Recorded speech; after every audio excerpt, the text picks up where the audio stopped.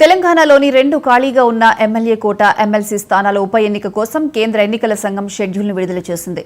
BRS ఎమ్మెల్సీలు కడియం శ్రీహరి, పాడి కౌశిక్ రెడ్డి శాసనసభ ఎన్నికల్లో గెలుపొందడంతో వారు తమ ఎమ్మెల్సీ పదవులకు రాజీనామా చేశారు.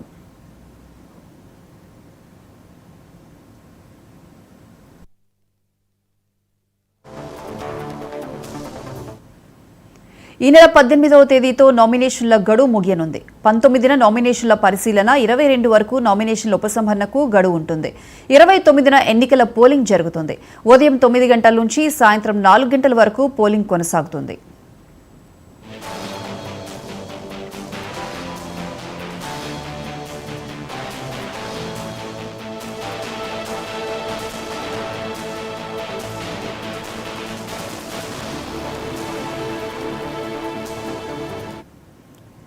ఫిబ్రవరి 1న ఫలితాలను ప్రకటించనున్నట్లు ఎన్నికల కమిషన్ ప్రకటించింది. తెలంగాణలోని 2 స్థానాలతో పాటు యూపీలోని ఒక ఎమ్మెల్సీ స్థానానికి ఉప ఎన్నికలు నిర్వహించనున్నట్లు సీఈసీ తెలిపింది.